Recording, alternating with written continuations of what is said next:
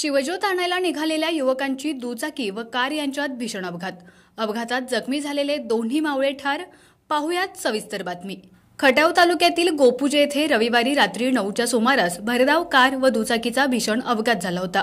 या अपघातात दुचाकीवर असणारे दोन्ही युवक गंभीर जखमी झाले होते। या अपघाताची नोंद औंध पोलीस ठाण्यात झाली आहे।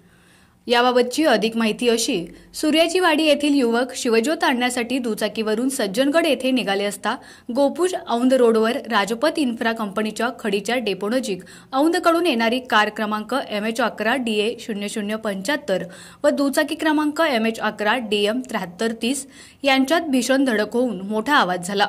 यामध्ये दुचाकीची पुढील बाजू तुटून दुसरीकडे पडली तर चारचाकी गाडी 4 वेळा पलटी झाली।